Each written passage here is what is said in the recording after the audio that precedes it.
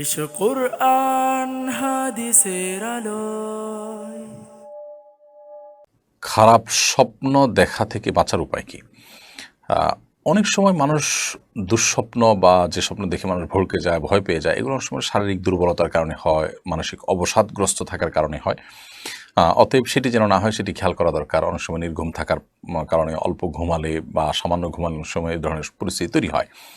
এটারই নানা গবেষণা আছে, আপনি একটু খুঁজে দেখতে পারেন। আর এর বাইরে অর্থবহ স্বপ্ন যেগুলো মনে হচ্ছে যে ইঙ্গিতমূলক এবং সেটি দেখে আমি ভড়কে যাচ্ছি, তাহলে এরকম স্বপ্ন যেন না দেখি তার জন্য আসলে বিশেষ কোনো উপায় আছে বলে আমার জানা নেই। তবে আপনি যেটি করতে পারেন তাহলে এই ধরনের স্বপ্ন দেখার পর সুন্নাহ এর আলোকে বাম পাশে আপনার যে অবস্থায় থাকেন সে অবস্থায় আপনার হাতের বাম পাশে আপনি প্রতীকী থুথু ফেলবেন ৩ বার। হালকা, হালকা করে ঠোঁটের আগায় আপনি ৩ বার থুথু করে আপনি প্রতীকী থুথু ফেলবেন।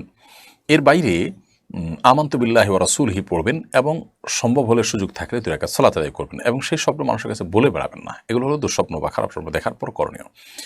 আমিনা খাতুন আপনি লিখেছেন, এহরাম অবস্থায় মহিলাদের মুখ ঢাকা যাবে কি না? মহিলারা এহরাম অবস্থায় মুখে নেকাব লাগাবেন না, কাপড় লাগাবেন না মুখের সাথে। তবে পরপুরুষের সামনে যখন যাবেন তখন অবশ্যই মুখ ঢাকবেন। এই ঢাকার ক্ষেত্রে ক্যাপের সামনে যে ইয়েটা আছে, বের হওয়া অংশ আছে, ওইটার উপরে কাপড় দিয়ে আজকাল অনেক মা বোনরা আপনার পর্দার কাজটি করেন, যে তার মুখের সাথে কাপড় লেগেও নাই, আবার পরপুরুষ তাকে যেন তাকে দেখতে না পায় সেই ব্যবস্থাও হয়ে যায়। তো এই প্রক্রিয়াটা আমরা অবলম্বন করতে পারি। এমনিতে সাধারণ নির্দেশনা, মেয়েরা এহরামরত অবস্থায় মুখ খোলা রাখবে, বাট পরপুরুষ তাকে দেখে ফেলবে, পর্দাহীনতা হবে, এইরকম আশঙ্কা তৈরি হলে তখন তিনি মুখ ঢাকার ব্যবস্থা করবেন, তবে নেকাব দিয়ে মুখ বাঁধবেন না। এমনি তামিম ইবনে বিলাল আপনি লিখেছেন, একটা অনলাইন ভিডিও দেখলাম কোরবানির গোশত ৩ ভাগ করা যাবে না, এমন কোনো হাদিস আছে কিনা সঠিক তথ্য জানতে চাই। কোরবানির গোশত ৩ ভাগ করা যাবে না এমন কোনো কথা নেই।